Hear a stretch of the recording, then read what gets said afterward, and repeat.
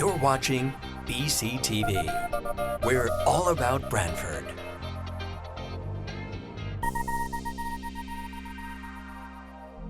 You're watching BCTV, Branford Government Television, a service of Branford Community Television. This program is brought to you in part through the support of the town of Branford. Good evening, everyone. It is 5:30 p.m., February 12th, and I'd like to bring Branford Board of Police Commissioners meeting to order. Approval of minutes. Make a motion to approve. Can I have a motion to approve? Patty? Second. All in favor? Aye. Okay, I'd like the motion to add a discussion on the budget. If I can have a motion to add the discussion to the agenda, I'll correct? make a motion to add it to the agenda. Second. All in favor? Aye. Aye. All right, report of the chief. All right, good evening, everyone. Tonight, I'm going to go through the monthly report quickly and then move on through some of the current events of the department, and then we'll get into the budget and review that and discuss some of the capital items. Also have the correspondence in here. As we got out of January, our motor vehicle thefts are staying consistent. They're trending the same, six stolen last month. Our shopliftings are increasing. Our patrol officers are taking some steps to be more visible at the shopping centers, specifically in the Kohl's and that Kohl's Plaza there, where we've seen an increase. Right out of the gate, 2024, you'll see on page 2 our domestic disputes and domestic violence cases are trending upwards. That was a trend that continues from last year.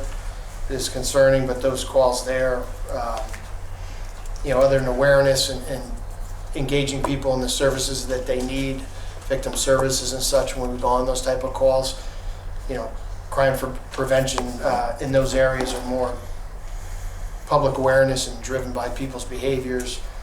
So that spike is continuing. As far as you'll see where the vehicles were stolen from, a couple of them have been recovered in Waterbury. A bunch of them still have not been recovered. Another case of significance was back in January on the 15th. We had a family violence case. It was an offender broke into the residence at night, assaulted one of the occupants with a hammer. Detectives came in and worked with patrol. We were able to locate the suspect in Stratford. He was charged with home invasion, assault in the first degree, violation of protective order. That was a domestic violence case that had an assault component to it. That offender has been currently being held on bond as we're aware. So good job with the detectives and jumping right on that and making an arrest there. Chief, Yeah. can I ask you a question on the auto thefts? Were the two, the one on Time Orchard and the one on Brushy Plain and Ivy Street, were those residential? The car thefts? There's a couple here that are commercial, where the cars were I think taken those three from. were I just wondered, Which the last three. the last three. Time Orchard, Brushy Plain, and Ivy Street. Yes, all residential neighborhoods. Okay. Yeah. Thank you. And those, as of the report, they haven't been located yet. Traffic enforcement is up. As we got out of the holiday season, you'll see that those numbers are up on page 6. Our accidents, fairly steady. Again, people need to pay attention. Pretty lengthy training synopsis. A lot of good information. I won't go through that verbatim, but some very good specialized classes that we were able to get our officers into. and we hope to continue that. Again, depending on how staffing goes, we may have to pull back a little bit, try not to, but as we move forward this year, we'll evaluate that.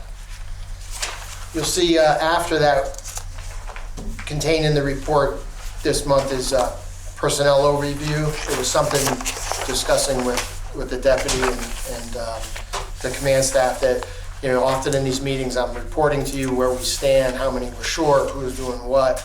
So I thought it'd be a good idea for them to put a little snapshot. We can kind of, you know, modify it a little bit, but just to, you know, let you know where we are as of today. Just this week, Officer Bill Burkhart, he's a 7-year veteran of the department. He's a Marine veteran. Bill was a steady hand here. Was involved in the regional SWAT team. Fantastic trainer. Ran some of our tactical and officer safety training classes. Bill is going to be leaving us to go to the U.S. Marshal Service. It was something that he had interest in, he pursued, and was fortunate enough to make it through their process. So we lost a very good officer, but law enforcement itself is still retaining a very good police officer. So sad to see him leave us, but it was something that he wanted to do, and we support him, and we told him he's always welcome back if things don't work out. But we'll miss him here, and he appreciated his opportunities and his time here at Branford PD. We have one officer who continues to be on long-term light duty. We also have the recruit officer who is still recovering from a broken ankle suffered during defensive tactics up at the academy. So he's going to recycle back in the next class, probably in July would be going back. Currently he's here on light duty status, working in different areas of the department that he can, our records division, assisting detectives, and we're trying to get him up to speed with some internal working so that when he does get out, he'll have a little bit of head start with our computer systems and some of our policies and procedures. We have the 2 recruit officers that are in the academy, and they're doing fairly well. No issues there to report. And we have the Julie Custer, who is still on field training. You see the one officer with the RPO unit, you've heard me talk about that before. Due to the increase in the RPOs, we pulled an officer out of the patrol deployment. That officer is still assigned there. Our DA officer, paying some dividends there. You may have saw they did a local case last month down on, I believe it was what, Maple Street? Correct. Harbor. Harbor and Maple. Yeah, and so we have some ongoing cases here in town, and thanks to Joe Harrington, who's assigned down there now, we'll see more of that. And then we have light duty, and one of the sergeants is still in the Detective Bureau rotation. So keep an eye on this as we move forward. We'll continue to put this in the report. I think it's helpful to give you a snapshot of where we are. I'd like to see that list a little shorter. I do not anticipate that that's going to be the case moving forward, but let's hope for the best. As far as correspondence this month, we have a letter that was received for Officer Luzzy. There was a domestic situation, and she just wanted to let us know that she was really thankful for everything that Officer Luzzy did and made her feel comfortable and her child feel comfortable.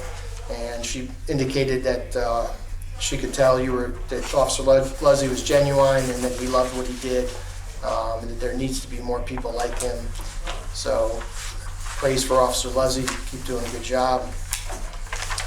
Second one is for Officer McIsaac, Campanelli, Vitale, and Sergeant Carney.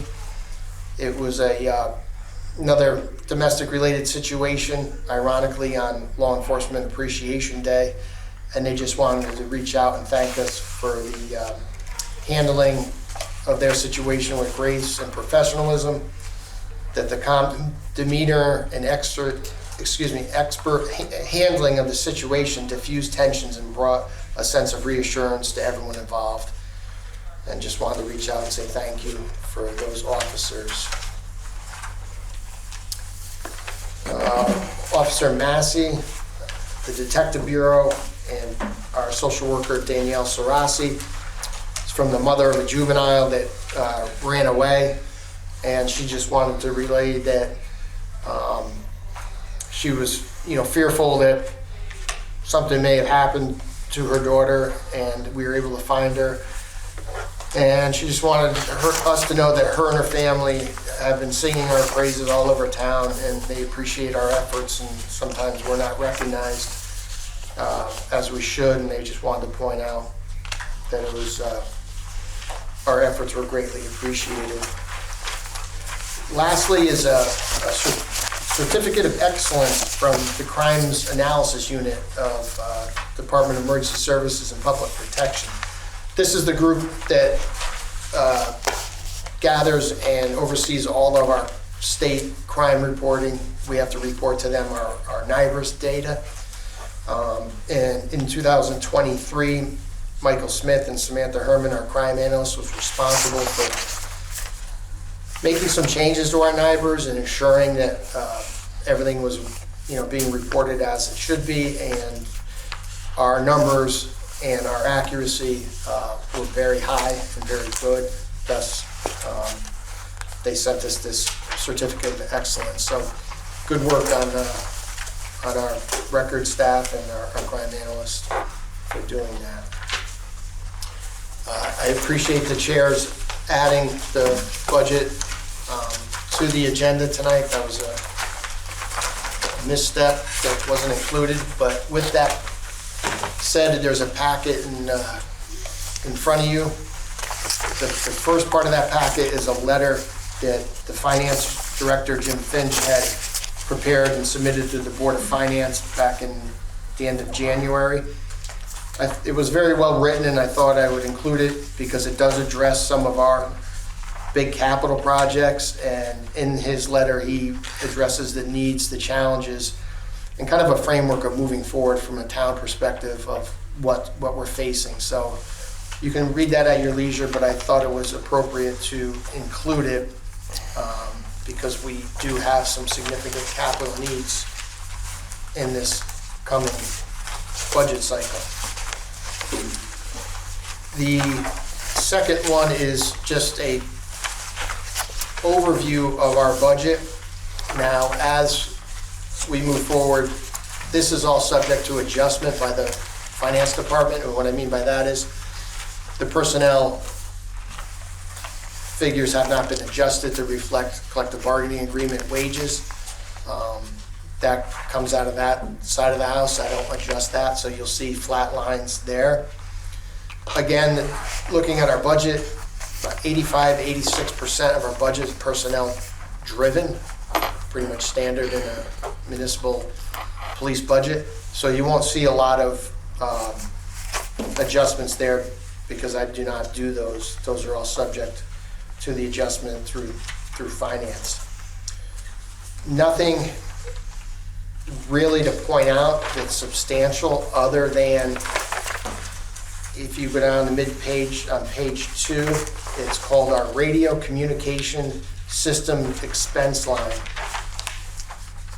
There is a $15,000 increase in that line, which will bring it to about $150,000. What that line is our radio contract with Motorola to monitor our systems, do the necessary firmware, software upgrades, preventative maintenance. It's a rather large contract, and we do see a significant increase every year with this contract. This year, it's jumping up because we added a site. And what I mean by added a site is throughout town, there's radio towers, often called repeater sites, where when we click our radio, it goes there, enhances the signal, sends it back to headquarters, or sends it to the cars. We've added a site up on I-95 on a tower to help cover some weak spots throughout town. Thus, there's an increase in the maintenance cost there. So that line is going to go up by $15,000. I made that adjustment. All the ones before that are more contractual. What I mean by that, it's either educational incentives, accumulated sick pay, which were for some of the officers hired before a certain date. That's starting to go away because of the shift in our hire dates. So some of those numbers are just based on who's eligible for it, who's retired, who's currently here, who's entitled to it based on their education level. So those numbers you'll see move just a little bit. There was an account that we termed stipend, and that was from our crime analyst, previous Dominique. We were trying to get a pay adjustment. She was taking on additional job duties related to CALIA. You may have remembered that. So there was a $4,500 stipend that was in there. She has since departed, and the job description was adjusted to reflect those CALIA duties.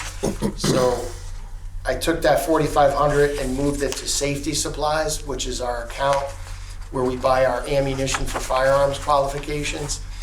We continue to see those prices go up, and that line could have used some enhancement. So I moved it there. They cancel out. So on the operating budget, the remainder of the discretionary accounts are basically 0% increases, flat. And the overall budget increase will be determined when those personnel adjustments are made. On the police side, we're still trying to get to a conclusion of a contract. So you may not see those personnel lines move at this time until that happens. Does anyone have any questions? I have a comment and a question. First of all, this report that you gave us to study at home, excellent. I learned a lot. And I see that you're asking for 2 new officers. I'd like to know if those 2 officers are included in this budget. Great point, and I should have pointed that out when I went through personnel. We have a new system, we used it last year, called ClearGov. Kind of getting used to it, I do like it. I can see the efficiency in it. The issue is I don't have the ability to add those lines in yet, so that'll be done at finance. Those 2 new additions will be in this budget. That ask will be in there. Thank you for pointing that out. And those, hopefully, those hires will be when? Sometime this year. There's still some discussion, we have to go through the budget process. Ideally, we'd like to see if we could fast track that to try to, marry that with when the academy cycles start, because quite frankly, a couple month head start could have a big impact. Whether you get someone in there, a July academy class versus an April academy class versus August has a big impact. Because we may have to wait for the next cycle of academy spots. We're still today, as of today, I'm sure the deputy he checks every day. I don't think we have a certified officer in our process. So it looks at this point we're going to be continuing. The deputy is spearheading another recruitment drive. Some interviews have been done. We've very tentatively identified some candidates. They're at the very early stages. Let's see how far they'll go. But yeah, those 2 spots will be in the budget. Okay, so I think we're gonna need a motion then. I can go through the capital, because this is where the last page, yes. this is where the big numbers are. So our capital basically comes down to the yearly budget request for our vehicles. Right now, we still have a few vehicles. We have one in particular on the unmarked side for detectives that could use replacement. And then we do like to continue to stay in a normal replacement cycle. We're having a tough time, getting the vehicles. It took almost a year for us to get 4, and I think one of them is still being outfitted. So it's the lead times are horrible to get on the schedule to get upfitted. What I mean by that is get all the equipment installed by a second vendor. So we're seeing big lag times. So if we can stay on our replacement cycle that we've been very fortunate to do over the past probably three, 4 years, it keeps us in good shape. What's important is on an everyday basis, we basically have 2 cars at the dealer or at our public works getting fixed. And we've had some recalls and some maintenance issues. So there could be 2 at a dealership, 1 being serviced. We have training. We have the recruits that do take a vehicle back and forth to the academy because they're on town time. So it's important that we continue with that. With that said, those are going up also. The pricing window is opened up. We will be going out to bid for these vehicles, but these are rough estimates of where we think we're going to be. How many, chief? There's 5 requests for 5 in here, and the related equipment underneath there. Right below the vehicles is our ballistic vest replacement fund. It's a sinking fund where we put money together or aside every year to get to the 5-year.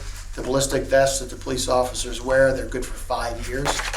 Believe it or not, we embarked almost 5 years ago on buying those for the entire department.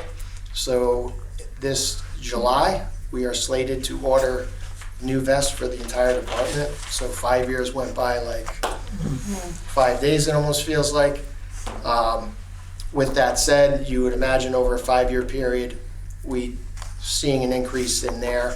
So at this rate, if we put about $10,000 for the next 5 years, we'll have enough to cover it. On top of that, we still are involved in the bulletproof vest program, grant program, where they give us 50%. That is not a guaranteed award every year, so we do not include this in there, but we should be in good shape there also. We've been in good shape with that for many years, but one of the conditions is it's not a guarantee. You cannot budget based on.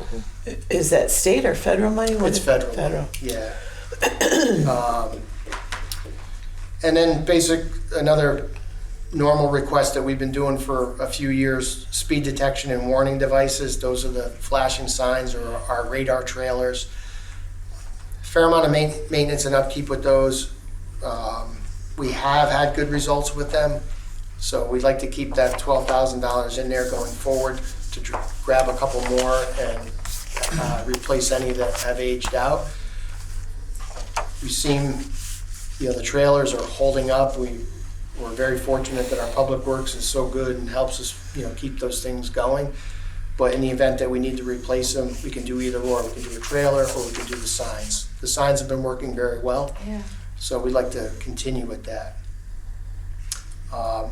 With that said, I'll skip over the vote. I'll turn that over to the deputy. But portable radio replacement, that's just our annual money for buying the portable radios. They're very costly. One thing to remember about our radio system is that years ago, we're very fortunate. Branford took a very proactive approach.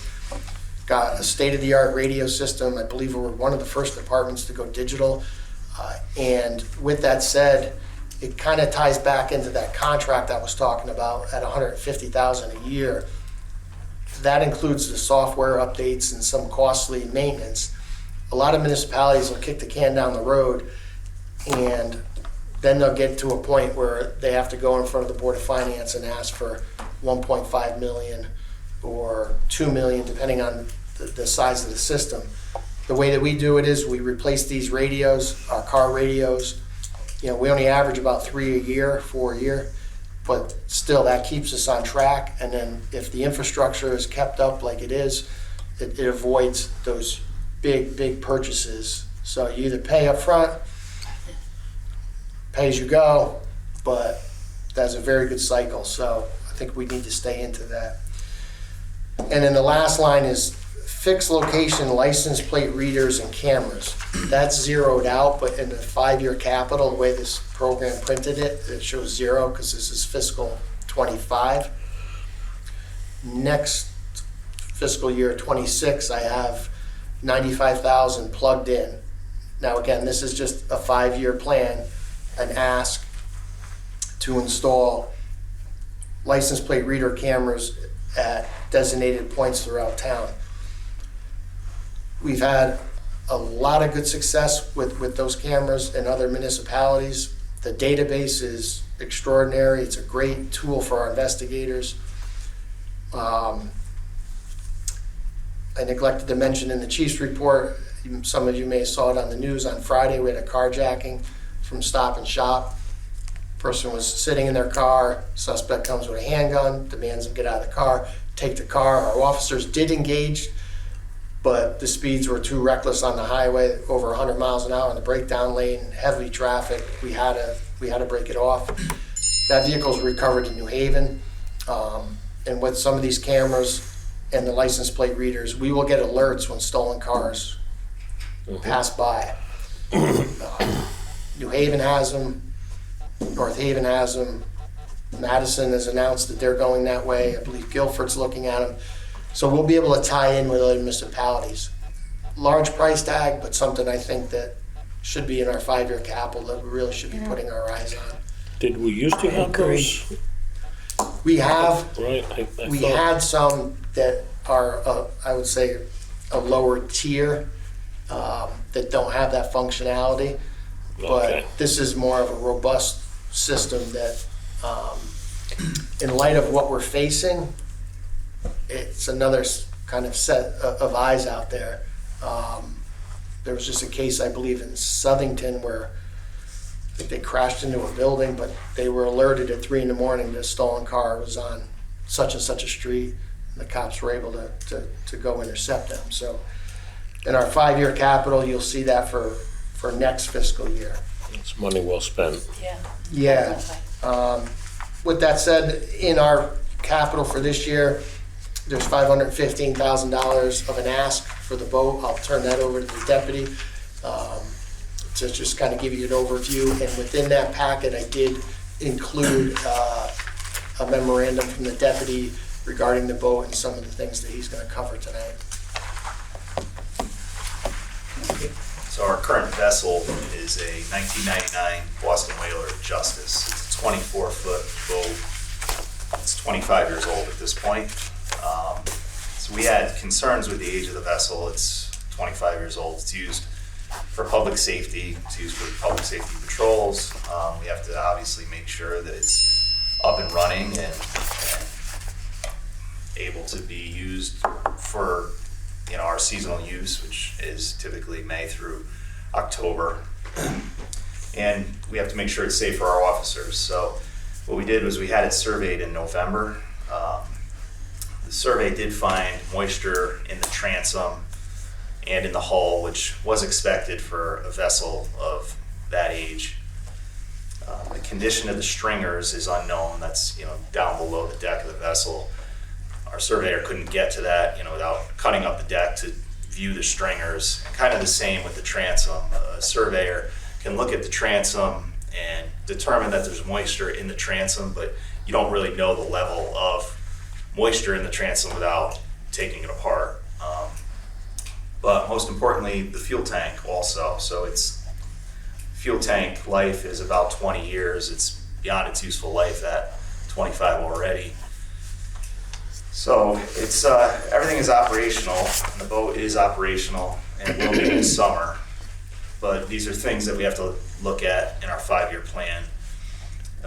If the fuel tank did develop a leak, one, there's an environmental and safety concern there, but two, we'd have to pull the vessel out, and that'd be a large project to remove the fuel tank, to put another tank in. We may lose a season, so we don't want to lose our law enforcement capabilities on the water, which is very important to us, over the course of a season without some kind of planning ahead for the future.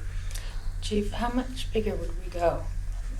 So that was one other thing that the surveyor found, and we agree with. Right now we're at a 24-foot vessel, somewhat small for conditions that can be seen in Long Island Sound. We need to be able to operate to the Thimble Islands, operate along our coastline, and really any conditions. We're not able to do that in this vessel. There are times where we wouldn't be able to respond based on sea state.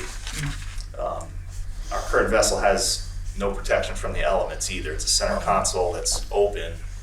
So that's one of the major reasons that we use it just for seasonal use. So it's out of the water now, it's on dry dock. We don't have a vessel in the water ready to go at this point. That's concerning to us as law enforcement. We did just have a water rescue that happened last week. You know, those are taken care of by the fire department. If we did need to respond, we would get a ride from the fire department out to the islands, but there's calls for service that occur. You know, it's typically, we see it during summer months when residents are on the islands or boaters are out within the harbors around town, but it's something that the new vessel that we're looking at will be able to provide is year-round service. So that's important. So what we did do is we received a quote for a 27-foot walk-around cabin, and it's basically a larger center console style vessel. It has a cabin that can enclose. It has, you know, full enclosure on the front and doors which can open and close. What we received, that was from a company called Safe Boat. So you've seen those vessels around. It's a typical vessel that you'd see from law enforcement use, military use, fire use. There's several of them in the immediate area. And that quote comes with a sole source justification letter and GSA pricing, government pricing for the purchase of the vessel, and that's what's reflected within the capital line. So the hull itself, it's industry standard hull. They're aluminum hulls. It has the enclosed cabin, and it has a patented foam collar system which goes around the boat. It makes for 100%, it's 100% foam, but it's also makes for flotation, stability, fendering off other vessels. It's the only company that makes a vessel such as that, and it's patented through this company. And they also seal their decks, so water intrusion, like water coming over the top, won't get down into the bilges of the vessel, making it a lot safer for the officers. And it allows it to be in the water throughout the course of the year because the decks are sealed. So it's a very specific hull design. It's made for law enforcement operations, and it has advantages for rough weather. There's a lot of other smaller advantages included in terms of how the hull is actually made and designed. It's called a stepped hull for maneuverability, for planing abilities. It gets up and rides on top of the water, which in a more efficient way that causes less wear and tear on the engines, less fuel consumption, things like that. But it's a very, very nice, very, very capable vessel. It's a vessel that our unit can grow into, and it's, again, it's another need. So that's where we're at with the vessel. So, quick question. What is the top speed? Or, in case of an emergency, you need to go out? Well, the vessel, let's see, it does have it listed. It's based on horsepower. Yes. I Is it don't a think twin that there's outboard? it's not necessarily that we need a faster boat. We just need a hull that's better in rough weather. It's better than, better, more capable than what we have, and able to go through rough weather, higher seas, rain conditions. Those are things that we need. It's not a speed issue. I mean, we're only going to be able to get to where we're going as fast as we can get there safely. That's the same as patrolling on the highway or on a town road with a car. We don't buy the fastest car available. So it has plenty of horsepower, plenty of capability. It can move the weight that it needs to move and do so efficiently. Do you know the width of the beam by any chance? Yeah, the beam is. Is it in here? So we don't have it in that listed there, but the beam is a 10-foot beam. That's not very wide. No, that's a good size. It's good size, beam 80s. especially for a 80s 27-foot usually. vessel. Yeah. It's definitely what we need. There's plenty of space. 10 is pretty good. 27. I mean, they make larger vessels. I wouldn't want to see us in a larger vessel. I think this is the right size for our waters, for what we're patrolling. This is a good size vessel. It's certainly a capable vessel. They make smaller ones as well that I don't think are as capable, and this is right where we should be. Do other shoreline towns have their boats in the water year-round? I think some do. I mean, I can't speak Just to curious, specific towns, because it but sounds like it should be in the water all the time.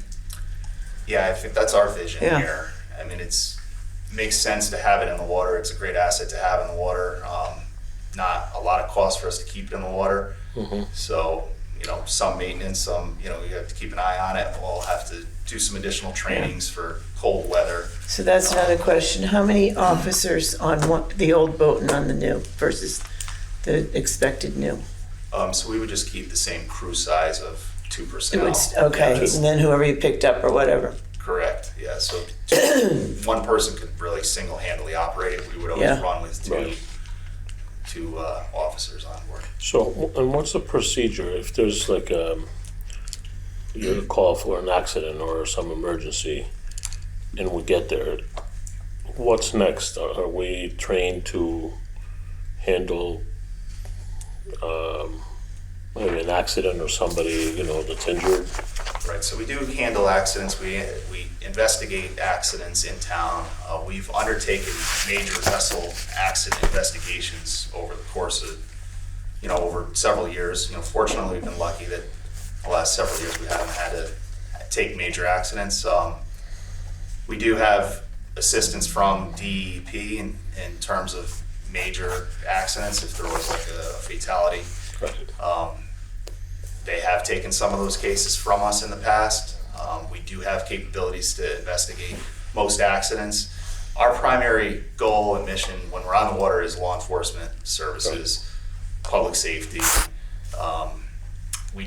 So we're not technically, we don't operate as a rescue vessel. That is in the hands of the fire department. But we certainly, just like we do in our daily patrol, if we're there, we need to be there and available to assist, in any type of emergency, and we need to be prepared and trained and have the equipment to do so. And that's what we do now with our Marine unit. So law enforcement's principal operation for us.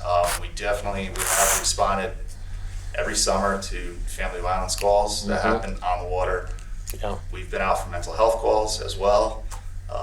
And then it's typically, we see boating under the influence, we see other law enforcement issues that we have out there with, jet ski speeding and no wake zones, or vessel speeding and no wake zones, and, other safety measures that we're out there for. People not riding properly on vessels. There's vessels that raft out and sometimes cause disturbances, or we have other issues like that. It's just like being in patrol in a Same car, thing, basically. just on the water. How many more officers would we need to hire if we were to leave the boat in the water year-round? It would be run by the same Marine unit that we have now. It wouldn't increase the need for it, and we wouldn't patrol Well, on what do they do in the winter when the boat's in dry dock? What are they doing? Well, we don't patrol this time of year, so the boat's in dry dock, so Right. it's not available to be out on the water. And we wouldn't necessarily go out on patrols, but we'd be there if we needed to Ready. respond. The boat would be ready to Certainly not. respond. They're not only on the boat, they're regular officers that are trained to, To do either? So there's times where if we have a major incident on the water, we've actually deployed our resources from patrol to the Yeah. vessel Right. to get on the boat, and operate out to different emergencies on the water. So Gotcha. you wouldn't be taking away, I guess, I don't think I'm making myself clear, or else I'm being a little thick. But if the boat is not in service during the winter months, those are 2 more bodies that you can put elsewhere, patrol, whatever, correct? No, because we don't staff the boat like that. So basically the boat is staffed by extra personnel during the summer months if it's out on routine patrol, which we try to cover the weekends, and sometime during the week. We're not out 24/7, 365. Our Marine unit isn't big enough for that. We're not budgeted in that manner, and so it would just be available in the winter months. It'd be in the water, as a resource if we needed to get on it to respond to I see. an emergency. Yeah, I think I can see where you're coming from. Our Marine unit is, with a few exceptions, it's pretty much all funded on overtime. It's one of Okay, those, it's one of those specialized services that when you're as lean as we are, and only a certain group of officers have the specialty skill to drive that boat, it's all overtime. So they'll work their normal shifts, and they'll also do that, and they rotate. And then we are very lucky to have a Sergeant Rich Delin, who retired, who's still a supernumerary officer here. He's spent his whole life on the water. He'll still come in and operate the boat also. So, yeah, you're correct. We're not pulling Right, that's, from the land to That put was to my the sea. question, right. It's in addition to, and we do struggle at times. But that's I hope that answers your you did, thought. thank you. Thank you. So, so how do we buy this? Well, Charge. Can you lease it? I mean, what happens? I don't know, when you do the numbers, sometimes financing lease isn't your best choice.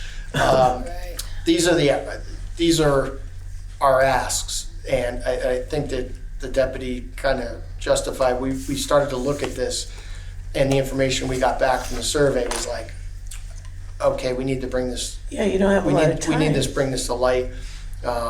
And they also pointed out that it really kind of wasn't the perfect vessel outside of the river, due to the size and the type. So it was something, yeah, it has a very large price tag. I think the ask is made, and it's up to the Board of Finance and the RTM to figure out and finance where that's gonna come from, where does it rank in the priority list of projects, and other competing needs throughout the town. So where it comes from, that's up to them. I think it's incumbent on us to present it to you and present it forward, to make sure that we're, not only looking at today, but we look at the next year and the years to come, and that's kind of the 5-year capital. This kind of got pushed a little bit ahead because of that report. Right. And then speaking with the deputy, we were like, we don't want to come up on a summer season. And the other thing is these boats, what was the production cycle? At least a year. That's what I was gonna ask, how long to make the new one?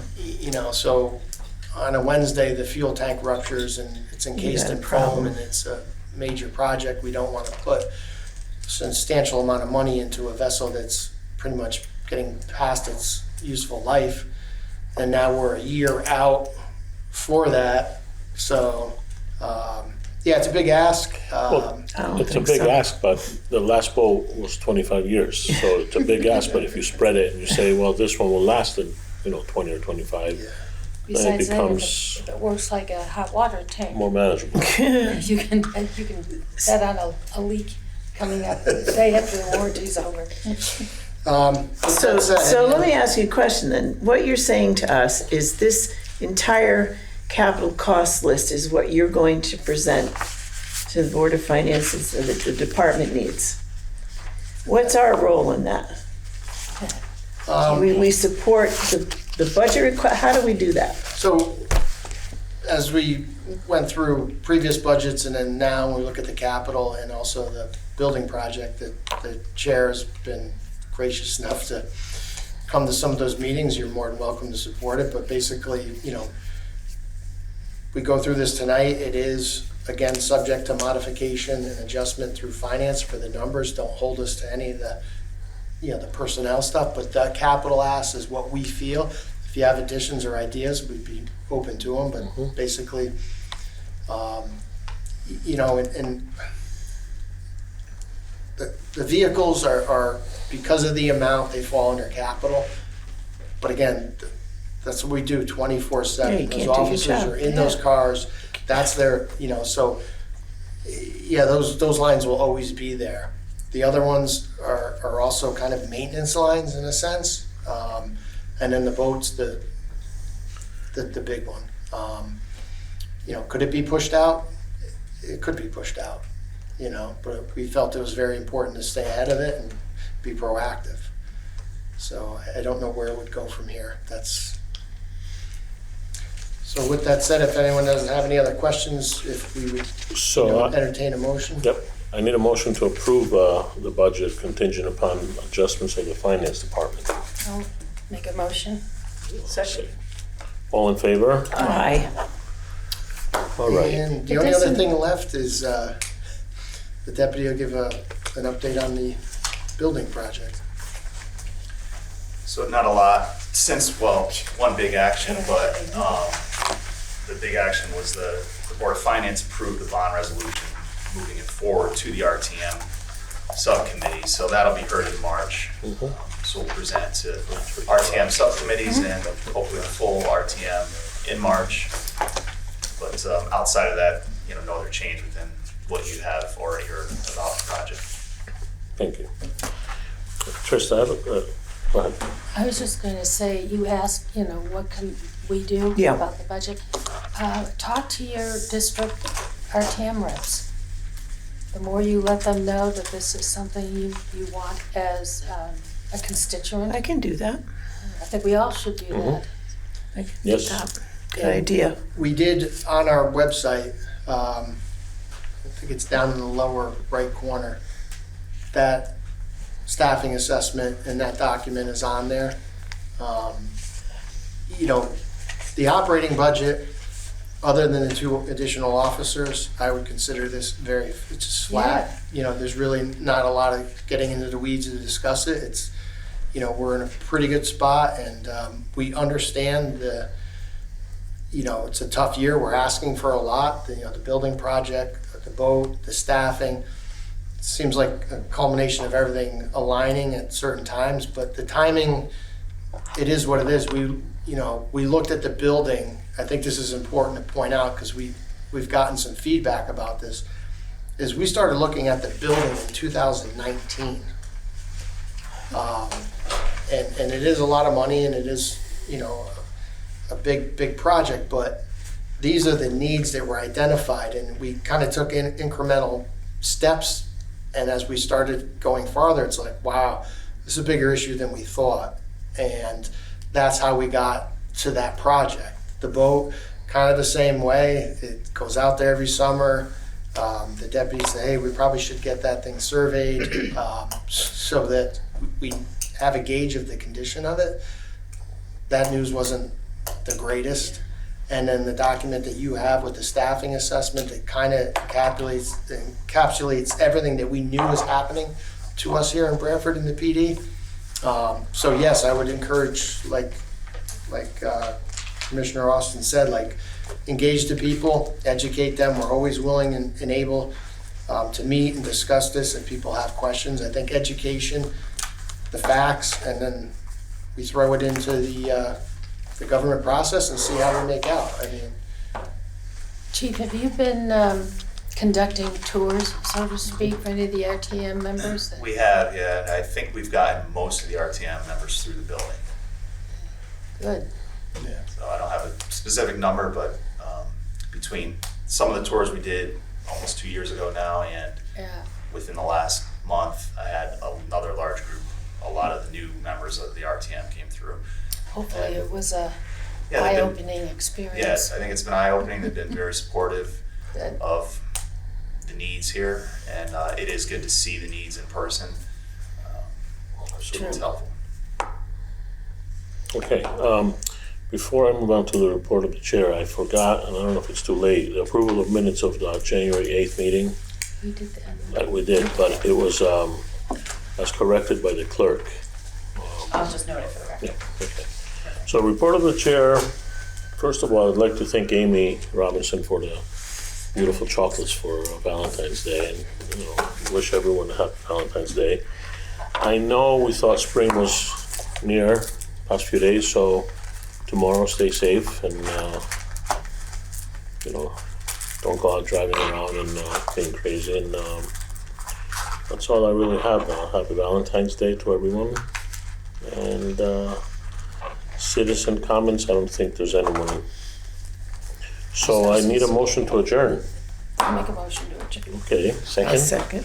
All in favor? Aye. This program was brought to you in part through the support of the Town of Branford. Watch town meetings and other videos on demand at BranfordTV.org.